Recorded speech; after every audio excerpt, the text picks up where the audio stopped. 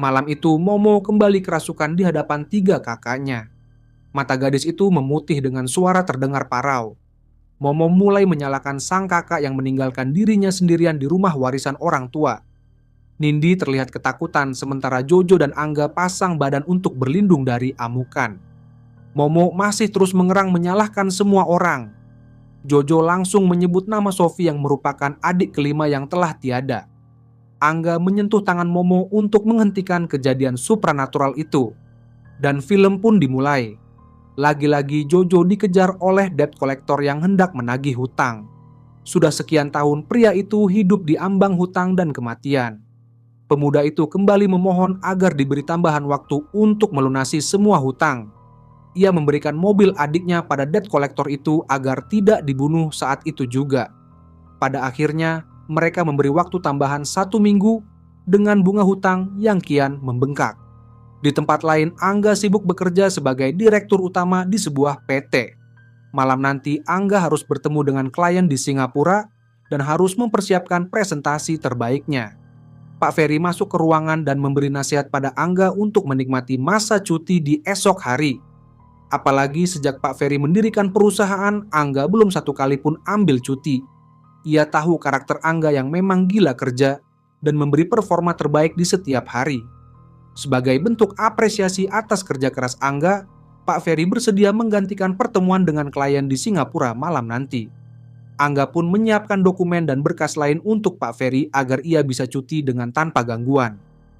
Di kampung halaman gadis bernama Sophie sudah menunggu kepulangan kakak tercinta yang merantau ke ibu kota. Malam harinya, Nindi mampir ke rumah Angga untuk menginap semalam. Ia sudah menyiapkan hadiah boneka untuk adik terkecilnya Sophie. Di waktu yang sama, Abah Sena makan bersama dengan Sophie sambil membicarakan kepulangan 4 anak lainnya. Sena sudah tak sabar untuk berkumpul dengan putra-putrinya lagi. Tak berselang lama, Mang Ujang bertamu ke rumah Abah untuk meminta bantuan. Ia berkata bahwa Mila dirasuki arwah gadis itu lagi. Sena pun bergegas mengenakan peci dan jaket untuk ikut ke rumah Mang Ujang. Ia berpesan pada Sophie untuk menguji pintu rumah dan menunggu dirinya pulang. Sesampainya di sana, Mila mengerang tanpa henti sambil tertawa cekikan. Ibu tampak sangat khawatir dan berkata jika Mila kerasukan setelah pulang dari hutan untuk mencari kayu bakar. Sosok yang merasuki Mila langsung menyambut kedatangan Abah Sena. Ia meminta bantuan agar pelaku yang membunuh segera tertangkap dan diadili. Sena meminta iblis untuk segera keluar dari tubuh Mila. Iblis itu menagih janji Sena yang sudah mau membantu untuk menangkap sang pembunuh itu. Sena masih ingat akan janjinya sendiri. Ia mengeluarkan iblis dari tubuh Mila secara paksa dan berhasil menyembuhkan gadis itu dari kerasukan. Paginya, Nindi sudah bersiap untuk pulang kampung bersama 2 saudara laki-lakinya. Momo sudah datang ke rumah Angga agar bisa pulang bersama. Jojo dan Momo segera mematikan rokoknya untuk memulai perjalanan. Sore harinya, Sophie menyapu halaman depan rumah sambil menunggu kedatangan sang kakak. Singkat cerita, mobil Angga sudah tiba dan berhenti tepat di depan mata. Sophie langsung menyambut mereka berempat sambil berkata bahwa Abah sudah menunggu di dalam rumah. Tak berselang lama, Abah ikut keluar menyapa keempat putra-putrinya yang merantau di ibu kota. Makanan disiapin dan Nindi langsung masuk ke kamar. Boneka Sophie masih tersimpan di samping bantal sebagai teman saat tidur. Nindi baru ingat jika ia membelikan boneka baru untuk Sophie. Nahasnya hadiah boneka itu ketinggalan di rumah Angga. Nindi hanya bisa meminta maaf dan berjanji akan membawakan hadiah itu lagi lain hari. Nindi teringat dengan pengalaman masa kecil dulu bersama Sophie dan Momo. Teman laki-laki mereka selalu menggoda Sophie yang membawa boneka kemanapun ia pergi. Momo berusaha merebut boneka itu lagi dari tangan anak-anak jahil. Sementara Nindi berlari masuk ke dalam rumah untuk meminta bantuan 2 kakak laki-lakinya, Jojo dan Angga. Mereka sampai berkelahi untuk memperebutkan boneka Sophie. Nindi juga membuatkan gelang dari tali merah untuk Sophie sebagai jimat keberuntungan supaya tidak diganggu oleh anak-anak nakal. Jojo masuk ke dalam kamar dan mengajak adiknya untuk makan malam bersama. Nindi masih bertahan di dalam kamar merapikan pakaian ke dalam lemari. Anehnya, sekelebat bayangan muncul di luar jendela. Nindi bergegas pergi bergabung di meja makan. Sophie menyajikan ayam goreng yang menjadi favorit kakaknya. Mereka makan sangat lahap sambil bercerita panjang lebar. Momo sempat mengajak Sophie untuk ikut dengannya pindah ke Jakarta. Sophie sedikit melirik sambil menolak ajakan sang kakak secara halus dan sopan. Tampaknya Sophie hendak menemani ayahnya tinggal sendirian di desa. Sena menegaskan bahwa dirinya tidak keberatan jika Sophie hendak pergi ke ibu kota untuk menggapai segala asa dan cita-cita. Abah tidak mau menjadi penghambat jalan kesuksesan anak-anaknya. Selesai makan, Sophie langsung ke dapur untuk mencuci piring.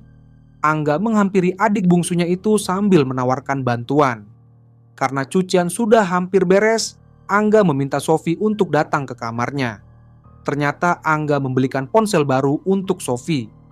Jojo menggoda sang kakak yang menunjukkan ponsel bututnya yang sudah ketinggalan zaman. Sophie langsung masuk ke dalam kamar dan mencoba ponsel barunya itu. Meski yang lama sudah rusak, Sophie tetap menyimpan HP itu di dalam lemari pakaian. Hari berikutnya, Angga membangunkan Jojo di pagi hari. Ia berkata jika bangun pagi bisa mendatangkan rezeki. Jojo yang memang selalu bangun siang tak peduli dengan hal itu. Ia berkata bahwa hutang yang dimiliki tidak ada pengaruhnya oleh jam pagi. Mereka duduk di meja makan sambil menunggu waktu sarapan tiba. Angga menghela nafas panjang sambil bergumam jika ia sangat merindukan sang ibu. Angga mengajak adik-adiknya untuk tamasya ke air terjun agar bisa mengenang masa lalu. Sena memilih untuk tidak ikut karena ada perkumpulan warga. Kelima anaknya itu menggunakan mobil kijang usang untuk mengenang masa kecil yang bahagia. Setelah mereka pergi, muncul sosok wanita bergaun putih yang mengenakan payung dengan membawa setangkai mawar. Mereka melewati jalan menanjak dan turunan yang sangat curam. Awalnya semua baik-baik saja hingga rem mobil itu tak bisa berfungsi lagi. Jojo panik bukan main dan berusaha mengendalikan kemudi. Kecepatan mobil semakin tinggi di saat mereka masuk ke jalan turunan yang sangat panjang. 4 saudaranya yang lain ikut berteriak dan kecelakaan maut itu tak bisa dihindarkan lagi. Jojo masih bisa selamat meski tubuhnya bersimbah darah. Ia segera keluar dari mobil ayahnya yang posisinya sudah terbalik. Ia membuka pintu belakang untuk mengeluarkan Momo, Nindi, dan juga Angga. Tanpa ia sadari, kebocoran mesin memicu kobaran api yang merambat ke tangki mobil. Mereka berusaha mengeluarkan Sophie yang terjepit di samping pintu kemudi. Belum sempat menolong adik bungsunya itu. Tiba-tiba Angga dan Jojo terbangun di kamar rumahnya sendiri. Ia langsung menepuk pundak Jojo yang tidur di sampingnya. Di waktu yang sama, Momo dan Nindi duduk terdiam di dekat sang ayah. Tak terdengar dari satupun mereka yang mau bicara. Angga hanya mampu menatap wajah sang ayah yang penuh iba. Sena memberi pesan agar mereka tetap kuat dan tabah dalam menerima takdir Tuhan. Angga dan Jojo baru mengetahui jika Sophie meninggal dalam kecelakaan itu. Ia sempat tak percaya, namun jasad sang adik sudah tidak bernyawa lagi. Abah melenggang pergi untuk mengurus jasad Sophie dan meminta keempat anaknya agar menunggu di rumah. Ia tak mau ada tersangka dalam kasus kecelakaan tunggal yang menewaskan putri bungsu. Setelah Abah pergi, Nindi langsung menyalahkan Jojo tanpa mempedulikan perasaan Momo dan Angga. Jojo tertunduk lesu sambil berulang kali mengucapkan kata maaf. Nindi semakin marah dengan sikap Jojo yang pengecut dan selalu bikin ulah. Ia sampai berkata jika kehadiran Jojo selalu menyusahkan keluarga. Sebagai anak kedua, Angga berusaha melerai kakak adiknya itu. Namun, Nindi tidak mau menurunkan nada bicara. Momo tak tahan lagi dengan pertengkaran itu dan memilih untuk keluar dari kamar. Angga mendengar suara dari ponsel dari dalam kamar. Ternyata ponsel lama Sophie masih tertinggal di sana dan mengeluarkan suara telepon masuk. Angga menerima panggilan misterius itu dan mendengar suara Sophie yang merintih ketakutan. Sophie bertanya mengapa kakak-kakaknya meninggalkan dirinya sendirian. Angga langsung membanting ponsel itu dan mengajak Jojo untuk ikut bersamanya. Malam itu, sosok wanita bergaun putih muncul di halaman depan rumah. Angga dan Jojo duduk di teras sambil menguatkan satu sama lain. Karena Jojo masih menyalahkan dirinya sendiri, Angga membesarkan hati adiknya bahwa apa yang terjadi pada Sophie merupakan takdir ilahi. Di waktu yang sama, Nindi memainkan boneka milik Sophie sambil terus membisikkan kata maaf. Samar-samar terdengar suara Sophie yang merintih memanggil Nindi. Gadis itu memohon agar ditemani ke alam arwah. Saat lampu kamar itu mati dan berkedip, sosok arwah Sophie muncul di hadapan Nindi dengan tubuh bersimbah darah segar. Nindi yang ketakutan berlari keluar dari kamar hingga bertabrakan dengan Momo. Nindi menceritakan penampakan itu pada Momo, namun semua teror berhenti sementara. Jojo masuk ke kamar mandi untuk membersihkan diri. Ia merasa janggal dengan pintu kamar mandi yang menutup sendiri. Saat ia berdiri di bawah shower, air berbau busuk menetes membasahi kepala. Jojo refleks mendongak ke atas hingga tiba-tiba. Teriakan Jojo membuat semua orang panik dan mengedor pintu kamar mandi dengan kencang. Mereka berteriak memanggil Jojo untuk memastikan semua baik-baik saja. Mereka membawa Jojo ke ruang tengah agar tidak merasa takut lagi. Jojo memohon agar mereka semua tidur di satu ruangan yang sama. Akhirnya mereka semua tidur di kamar Sophie yang ada 3 ranjang di dalamnya. Saat itu Momo mengeluh tidak nyaman karena lampu masih menyala. Ia meminta Angga untuk mematikan lampu kamar agar mereka bisa tidur dengan tenang. Nahasnya lampu kamar terpejam dan menyala dengan sendirinya sebelum Angga sempat mematikan saklarnya. Sosok Sophie muncul di atas ranjang dan tidur di samping Nindi. Hal itu membuat Angga semakin ketakutan. Bahkan Nindi berpindah ranjang ke samping Momo. Jojo marah karena tidurnya terganggu dan memaksa Angga untuk keluar dari kamar. Akhirnya Angga memilih untuk menunggu Abah di teras rumah. Tanpa ia sadari, sosok hantu Sophie kembali muncul dan melintas di belakangnya. Angga kembali masuk ke dalam kamar dan tidur di samping Jojo. Nindi juga ikut pindah ke ranjangnya sendiri agar Momo tidak kesempitan. Saat ia memejamkan mata, sosok Sophie terlihat duduk di atas lemari sambil memperhatikan keempat kakaknya itu. Pagi harinya, Jojo dan Nindi jatuh sakit hingga demam tinggi. Angga meminta Momo untuk memeriksa persediaan makanan di dapur. Untungnya masih ada sayuran di kulkas yang bisa dimasak SOP untuk menghangatkan tubuh Nindi dan Jojo. Saat memotong wortel, tangan Momo sempat tergores pisau seiring dengan keran air dapur yang menyala sendiri. Momo mematikan keran itu di mana pintu tiba-tiba ditutup oleh tangan hantu. Angga yang duduk di depan teras didatangi oleh seorang wanita bergaun putih yang ternyata bernama Mami Rose. Wanita itu mengaku tinggal di rumah ujung kampung dan mengenal baik dengan Abah Sena. Mami mengundang Angga untuk ke rumahnya agar bisa menjelaskan semua hal yang terjadi pada mereka. Momo memanggil kakaknya untuk membantu menyiapkan makanan. Angga heran melihat sosok Mami Rose yang menghilang secepat kilat. Angga sangat penasaran dengan sosok Mami Rose dan meminta izin pada adiknya untuk pergi sebentar. Nindi langsung melarang dan berkata jika pesan dari Abah adalah untuk menunggu di dalam rumah. Mereka tidak ada yang diperbolehkan pergi sebelum Abah kembali. Nindi kembali menyudutkan Jojo yang dianggap sebagai dalang dari musibah yang menimpa. Perkataan pedasnya itu membuat Jojo naik darah hingga pertengkaran menjadi semakin sengit. Jojo menegaskan bahwa dirinya selalu mengalah demi masa depan adik-adiknya. Ia rela kerja serabutan dan mengirim uang ke Abah agar Angga bisa melanjutkan sekolah. Beban anak pertama yang ditanggung Jojo sendiri membuat dirinya terlilit banyak hutang. Meski mereka tak punya ikatan darah, namun 5 saudara itu dirawat sejak kecil. Jojo dan Indi memilih untuk diam. Mereka pergi dengan mulut yang bungkam. Angga mendekati Jojo yang merenung di teras rumah. Ia meminta maaf karena selama ini Jojo harus bekerja keras demi membayar biaya pendidikan di kampusnya dulu. Jojo justru berkata jika ia bangga memiliki adik seperti Angga yang sangat cemerlang di bidang akademik. Angga membujuk Jojo untuk meminta maaf pada Nindi karena wanita itu selalu ingin dimengerti tanpa memahami perasaan laki-laki. Setelah Jojo masuk ke dalam rumah, Angga mencuri kesempatan untuk pergi. Momo memergoki kakaknya itu dan memaksa untuk ikut pergi. Angga panik mencari kunci mobilnya sendiri. Ternyata kunci mobil itu tertinggal di mobil Kijang Abah yang kini hancur terbakar. Mereka terpaksa berjalan kaki ke ujung desa untuk mencari rumah Mami Rose.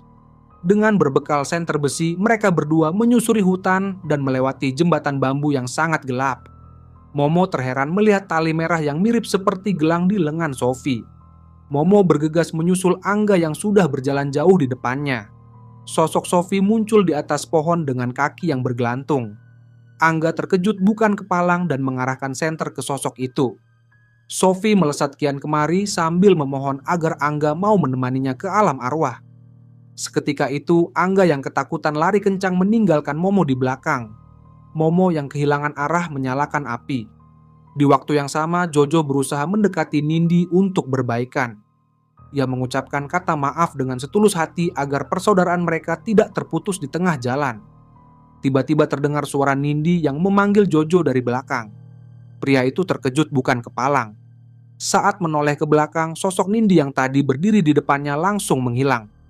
Nindi berkata, sedari tadi ia berada di kamar mandi dan kembali ke kamar saat Jojo berbicara sendiri di sana. Jojo mengulang kalimat manisnya lagi untuk meminta maaf dengan setulus hati. Di tempat lain, Angga dan Momo tersesat di tengah hutan saat menuju ke rumah Mami Ros. Momo menarik tangan Angga untuk ikut dengannya pulang ke rumah. Nahasnya, Angga bersikeras hendak menemui Mami Ros yang mengaku kenal baik dengan Abah Sena. Setiap mereka berjalan ke arah lain, mereka selalu kembali ke tempat semula. Mereka sudah berjalan lama, namun kembali ke jembatan bambu itu lagi. Mereka memilih untuk kembali pulang agar tidak tersesat semakin jauh. Sementara itu, Nindi dan Jojo mulai menyadari jika kedua saudaranya pergi dari rumah. Nindi sangat kesal dengan Momo dan Angga yang nekat keluar rumah. Padahal Abah sudah berpesan agar tetap menunggu sampai Abah kembali. Nindi yang sedang menyisir rambut terperanjat melihat bayangan di cermin. Sosok bayangan Nindi tampak berbeda dan tersenyum ke arahnya. Untungnya Jojo memanggil Nindi yang membuat bayangan cermin itu kembali normal seperti sedia kala. Momo dan Angga masih berlari mencari jalan pulang. Namun mereka justru kembali ke jembatan bambu itu lagi. Angga mulai panik dan berteriak memanggil Mami Ros. Tak disangka, sosok wanita itu muncul dari kejauhan dan meminta Angga untuk ikut dengannya. Setelah mereka mengikuti jejak wanita itu, mereka berhasil sampai ke rumah. Momo merasa sangat menyesal karena nekat pergi dari rumah hingga tersesat di hutan. Ia heran dengan sikap Angga yang berteriak memanggil seorang wanita. Ia bertanya siapa sosok wanita yang selama ini menghantui Angga. Angga justru terhenyak saat mendengar suara lagu yang samar-samar dari belakang. Ia mengajak Momo untuk mendekati sumber suara itu. Benar saja, Mami sudah menunggu di meja makan sambil menyeruput teh hangat. Pintu rumah terbuka dengan sendirinya. Seiring Mami Ros mempersilakan Angga untuk masuk. Mereka berdua duduk di meja makan dan bergabung dalam pesta teh tengah malam. Mami berkata bahwa Sophie belum bisa menemukan kedamaian. Sophie sangat ketakutan dan masih menyimpan rahasia yang belum sempat diceritakan oleh Angga. Mami menawarkan bantuan agar mereka bisa berkomunikasi dengan arwah Sophie. Ia memberi petunjuk tata cara melakukan ritual itu. Angga diminta berdiri menghadap ke barat sambil memegang benda favorit Sophie dan membaca mantra dari seutas kertas. Momo sempat tak percaya dan menggelengkan kepala di depan Angga. Mami Ros menegaskan jika mereka tidak mau melakukan itu, maka teror gaib akan terus menghantui. Setelah menjelaskan cara berkomunikasi dengan Sophie, Mami Ros meminta Angga dan Momo untuk langsung pulang. Dalam perjalanan pulang, warga kampung mulai ketakutan dengan kuburan Sophie yang ada di depan rumah Abah Sena. Mereka selalu menumpang permisi saat melintasi kuburan itu. Momo menegaskan bahwa mereka tidak harus percaya dengan semua omongan Mami Ros. Berbeda dengan Momo, Angga mulai mempercayai perkataan Mami Ros. Ia juga merasakan ada firasat yang kuat tentang keberadaan arwah Sophie yang belum tenang di alam baka. Angga masuk ke dalam rumah untuk membuat kopi. Momo yang duduk sendiri di teras mulai melihat sekelebat bayangan yang melintas di antara semak belukar. Ia mengikuti sosok bayangan misterius itu hingga tiba-tiba Momo berlari masuk rumah sampai hampir bertabrakan dengan Angga. Di waktu yang sama, Jojo sedang buang air kecil di kamar mandi dan berjalan keluar secara perlahan. Tak disangka, ternyata Jojo masih tidur dan terjatuh dari kasur. Jojo mengintip dari kolong bawah ranjang milik Sophie dan menemukan boneka di sana. Ia berteriak ketakutan saat melihat Sophie bersembunyi di kolong itu. Jojo terpaksa membangunkan Nindi agar ikut memeriksa. Nindi pun langsung mengambil boneka itu dan meletakkannya di atas meja. Ia heran melihat Jojo yang sudah besar, tapi masih mengompol di celana. Mama juga merasakan ada seseorang yang mencengkeram kakinya di kebun samping rumah. Mereka semakin menyadari jika arwah Sophie masih tetap tinggal di rumah itu. Angga menegaskan bahwa mereka harus mencari tahu apa yang diinginkan Sophie. Momo dan Angga menceritakan pertemuan mereka dengan wanita bernama Mamios. Wanita itu mengaku mengetahui semua kejadian kecelakaan yang menimpa Sophie. Padahal mereka tidak pernah menceritakan kejadian itu pada siapapun. Meski awalnya Angga tidak percaya, kini berbalik dan membujuk agar mereka mau berkomunikasi dengan arwah Sophie. Momo menentang keras keinginan Angga hingga jendela kamar tersibak terhempas angin kencang hingga terbelalak lebar. Nindi semakin ketakutan dan langsung mengemasi pakaiannya. Ia bersikeras hendak pergi dari rumah itu tanpa mempedulikan pesan dari abahnya sendiri. Tak berselang lama terdengar ketukan pintu dari depan. Jojo berpikir jika itu adalah si abah. Saat membuka pintu ternyata Mami Ros berdiri di sana dan langsung mencari Angga. Mami mendesak Angga untuk segera melakukan apa yang diperintahkan sebelum arwah Sophie kian merana di alam baka. Momo memaksa Jojo untuk menutup pintu depan agar wanita itu tidak mengganggu kakaknya lagi. Mereka tak ada yang berani berkomunikasi dengan arwah Sophie karena takut disalahkan atas kejadian yang terjadi. Angga memilih untuk kembali ke kamarnya hingga bayangan sosok Sophie muncul dari ujung lorong gelap. Angga mengikuti bayangan itu dan melihat sosok Sophie berdiri di taman belakang rumah. Angga harus menghadapi arwah adiknya itu sendiri, meski hatinya berkecamuk dengan perasaan takut. Saat Momo menghampiri Angga, sosok Sophie langsung menghilang begitu saja. Angga panik bukan kepalang. Ia berteriak memanggil Sophie sambil kelimpungan mencari keberadaan arwah adik-adiknya itu. Momo ikut pusing menenangkan kondisi sang kakak yang berteriak histeris tak karuan. Seketika itu Mami Ros muncul lagi di hadapan mereka berdua dengan langkah seperti melayang. Momo menyeret tangan Angga untuk masuk ke dalam rumah dan berlari ke ruang tamu. Ketukan pintu kembali terdengar dari depan. Jojo membuka pintu itu. Namun, tak ada siapapun di sana. Suara rintihan terdengar pilu yang membuat mereka semua ketakutan. Mereka berusaha pergi melalui pintu itu. Namun ternyata kondisi yang runyam itu membuat mereka saling bertengkar satu sama lain. Angga kembali mendesak agar mereka menjalin komunikasi dengan arwah Sophie. Hanya itu satu-satunya cara untuk selamat dari teror iblis. Saat mereka berdiskusi di kamar, suara Sophie terdengar memanggil keempat kakaknya. Angga bersikeras hendak menemui Sophie, namun Jojo menghalangi. Listrik rumah terpejam seketika di mana Momo menyalakan api dari korek di saku celana. Samar-samar muncul bayangan aneh di belakang mereka berempat yang membuat kondisi rumah kian mencekam. Angga melakukan ritual yang diajarkan oleh Mami Ros. Ia menggunakan boneka kesayangan Sophie dan membaca mantra untuk memanggil arwah adiknya itu. Momo mendengar suara kerumunan orang di depan rumah. Saat itu, waktu menunjukkan pukul 10 malam. Abah Sena menyalami warga yang datang ke rumah untuk ikut mendoakan. Momo berkata jika mereka semua sedang berhalusinasi dan semua apa yang dialami tidaklah nyata. Angga masih terus membaca mantra untuk memanggil Sophie ke kamar itu. Benar saja, jendela terbuka sangat lebar dengan suara dentuman yang menyerang Momo. Gadis itu langsung jatuh tersungkur tak sadarkan diri. Tak berselang lama, Momo bangkit dengan bola mata yang memutih. Momo berhasil dirasuki oleh arwah Sophie yang menuntut kakak-kakaknya untuk tetap menemani. Jojo menyeret Angga untuk pergi dari rumah sebelum Momo membunuh mereka semua. Saat mereka melintasi ruang tengah, Momo sudah berdiri di tempat itu dan menghalangi langkah mereka bertiga. Adegan kembali ke awal film saat Momo kerasukan oleh arwah Sophie. Momo menagih janji kakaknya yang meninggalkan dirinya sendirian di mobil hingga akhirnya mati terbakar. Angga berusaha menjelaskan pada Sophie tentang apa yang sebenarnya terjadi saat ia menyentuh tangan Momo.